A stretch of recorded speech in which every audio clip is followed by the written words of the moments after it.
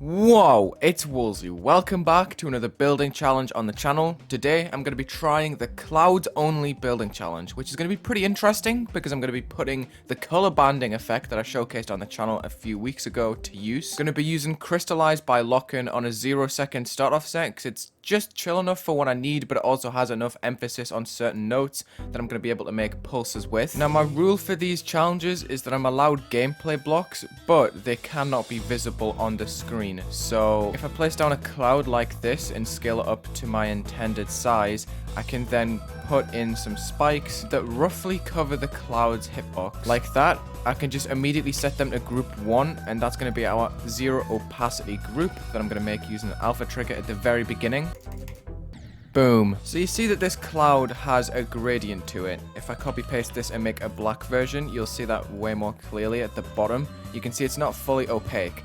So what I'm going to do is copy paste this on top of itself a bunch of times so we get like a complete black cloud, because all of those gradients stack and make a full version. Bro, I gotta get my icons back. I don't know why, but whenever I load this account, it never gives me the correct icons. Where's the button? They keep moving the buttons on this and I can never find... Where is the steal icons button? Like, where? Oh, there we go. We got our orange back. For some reason, it was green and yellow. So the reason that I'm making such small clouds but scaling them up is because you can more clearly see the gradient lines between, which is going to be pretty important once we come to decorate this, at least for the style I have in mind, since the spike hitboxes are so broken. You see, that's a spike. That rectangle at the top is its hitbox. Like, what? Okay, got these clouds set to color channel 1, which has blending ticked. Then, we're going to copy paste it, put it on a new editor layer, just in case we mess up, and start spam copy pasting so we can start the color banding. Now, viewing all of the editor layers, I'm going to click on a cloud, I'm going to press the RGB slider button, and we are going to change this all the way down. Wait, it should be on the opacity, I think. Yeah. So you see that the band starts showing up on the clouds right there. I explained this in another video before. I'll link it on the card right now, but you can see you can make some pretty interesting stuff. How it mixes gray with red. There's a lot of different options, and I want to use a lot of different colors and make these really dance around. Now, what's going to be really useful is having a color trigger which has blending ticked, and then using the RGB slider button again. I didn't know you could do this, but apparently you can actually set the color of the color trigger with the RGB sliders, and I think that's sick. So we're going to go to the same shade of red again by clicking the default button, and it's copied the opacity, which is really nice. So we can just slide the opacity up little by little until we see it change. So if we have like a 5-step pattern like that, we can then select these 4, flip them around, and then have ourselves a nice little pattern where they appear and go back, you see? So I can move all of the color channel 2 things back to 0. Now that that's worked, I'm going to move all of the clouds back to editor layer 2 so we can see them as a whole again, because these are so low opacity that one cloud pretty much can't be seen on its own. Like, it's invisible. It's probably not even picking up on the video. I'm gonna go cloud by cloud and increment the hue by +30 every time. And this is really nice because with one color trigger loop, we can affect the color of every single cloud, even though they're all different. So there's gonna be the first loop that we made, and then I'm gonna extend it further for the second one, just by slightly increasing the opacity every time. Then we can flip this one and put it back to the start of there. Then I'm gonna do the same thing again, but play with the saturation more this time. Oh, so we can fill up the bottom of these clouds if we crank up the saturation. That's cool. And we can even flip a couple just to make it like freak out a little bit. Okay, I think this is a good start. I think that's a good use of the effect immediately. We can go crazier and add more pulses to this. Dun dun dun dun dun dun dun dun dun dun dun dun dun dun. Dun. Okay, I'm just gonna add a pulse trigger with 0.1 that's gonna change color channel 1 by +180 hue. It's not very often that I just use hold on a pulse trigger, but it looks really strange whenever you fade through, because it adds more gray, I think, when you change the hue. And obviously the whole point of the clouds is that it only has a little bit of gray in them. So oddly, this sync works. I'm not gonna lie. All right, let's set these clouds to don't fade, don't enter. These clouds are going on the B2 Z layer on Z order 9. It doesn't really matter because they're blending. They're gonna get shoved down to the very bottom of whatever Z layer they're on anyway. So that means when I make the black base for this cloud that I hinted at earlier, oh god. Oh god, it doesn't scale evenly because it's got like curves and stuff. So you see like down here, there's not a thick outline to it. So I'm gonna have to change my method. Oh, but this is such an object heavy method though. I was hoping I wouldn't have to use this, but you know what? It's whatever. We're gonna copy these, put them on editor layer 3, B3 at the very top, so they go right underneath the blending object, and they're gonna be on black. We're gonna move this one step to the right, copy paste, one step up, copy paste, one step left, left again, down, down, left, left. Okay, that should be an outline around the outside. Yes, okay. And it actually looks like they're full opacity at the bottom. Hold on. Let me change the background up so I can see. Yeah, it seems to be full opacity at the bottom, which is weird. It looks a little bit blurry, but that's fine. Oh, dude, the white background's cool, man. I wish I hadn't opted for something so dark, but I've already figured out what I want to do. Okay, then we're taking a black cloud that's copy-pasted over itself. Also on B3, pretty high up, don't fade, don't enter. We're going to start copy pasting that cloud and rotating it so it has like a little cloudy pattern to the floor. A bit like that, but I was hoping it would be a bit thicker. So I'm going to remake that with a bigger cloud. Looks like we're going to have to make a couple of rotations to like root it down properly. Okay, you see like that. But that looks so weird. It looks worse than I was expecting. And that always annoys me. Okay, we can probably just copy paste it like that and give it like a root to the cloud. Yeah, that's cooler. I'm not used to this. I'm not used to working with like curves and stuff. I've left some floating because it didn't fit for every structure, but it could work. I don't know. I have faith. So another thing we can do is use the clouds in this tab. And I'm probably going to make some ground to try and build it in before I get too excited with all of that. Except we need like mega saturation on this to make it work, I feel. And then less hue, so it doesn't really match with the rest. It has a slightly different pattern because there's no gray in it, but I think that's kind of what we need for the ground. Okay, that makes everything look a lot better if I stack that over the top sometimes. Okay, let me just get the opacity right on this, and I'll explain what's going on.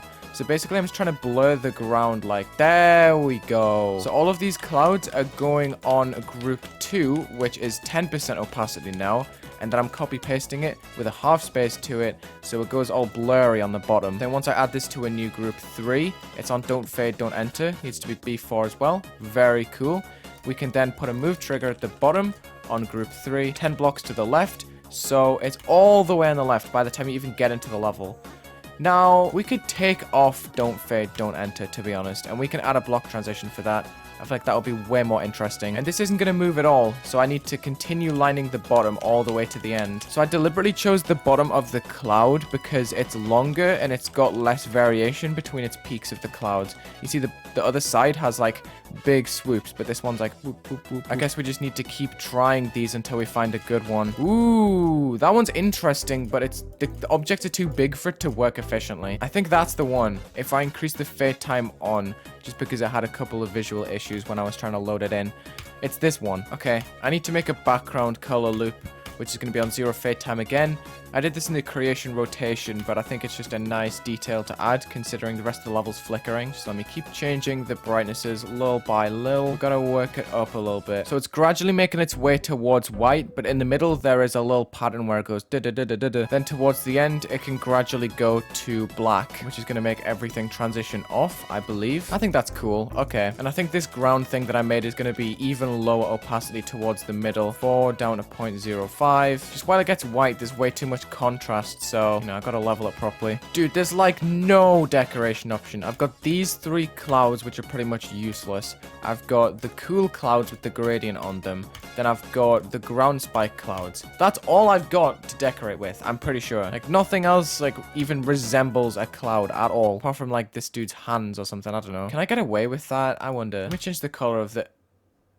White. What is this? So when an object is default white and you click the RGB a cloud on top and then do that, is that a spike? I don't know. That's just not good. That's just not a structure with a spike on it, is it?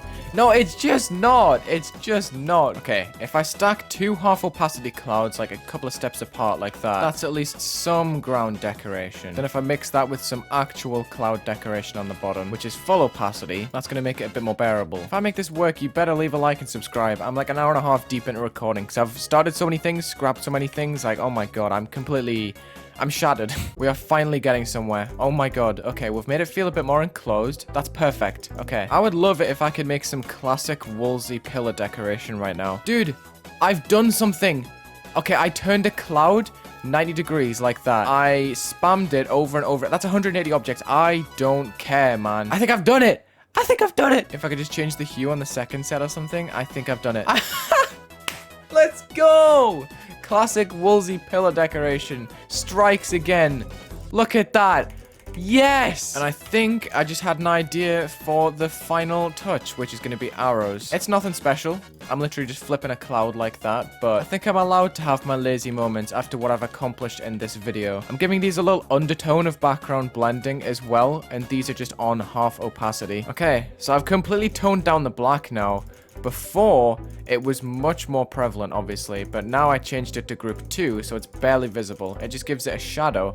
So instead of the bottom layer being like the lightened version behind it, the bottom layer is now become the front layer, and there's like a shadow behind it. It's weird. It's a weird change that I've made, but it kind of works, honestly. I don't mind the overlap here as well. Okay, then just to fix the level, I'm going to put a spike at the top and bottom, which is going to go on a new group, which can lock to the x-axis, and then just add it to group 1, so it's invisible. At that point, we just lock it, and that should be good to go. Ooh, I added some pulses for color channel 2, which is black, to make it gray, and I think that kind of works, so I'm going to keep it. Then what if I add alpha triggers for group 2, the low opacity cloud thing?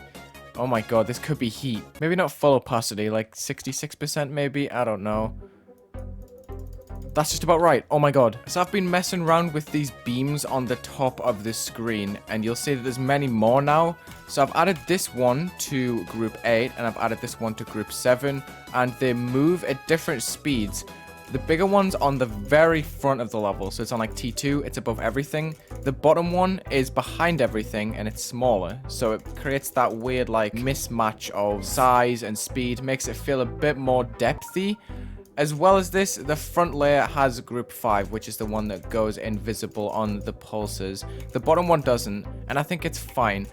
But one thing I wanted to record, I didn't like commentate any of the previous stuff. I want to change the hue on some of these, and I think that's important because it's going to create the difference between the different strips and make them look less copy-pasted. There we go. That looks a bit cooler, and I'm happy with this. I'm going to end the level right here. I think it's sick. I'm very glad that I managed to use clouds in multiple different ways. We have the color banding. We have like the regular usage on the top and bottom of the screen. We have the cool blurry usage, which I actually made a lot more cool by changing the opacity on a flash like that.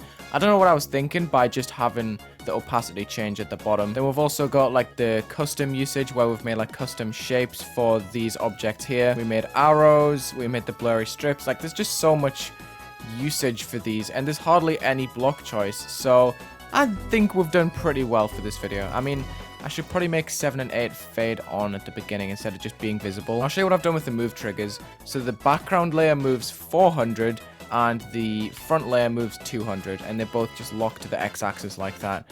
Alright, so we're going to set them to invisible with alpha triggers, so 7 and 8, then they can fade on. It wasn't what I had in mind at first. I mean, I think some of the grays might be a little bit ugly, but it pulses so much that it shouldn't be a problem. I wanted to have a completely dark atmosphere with this, but then I realized that the cloud linkage to the bottom of the screen wasn't as good as I would like, so I had to completely switch the plan. I found that the white background looked cool, so I decided to adapt the level around that, you know? Thank you for watching this Geometry Dash building challenge video.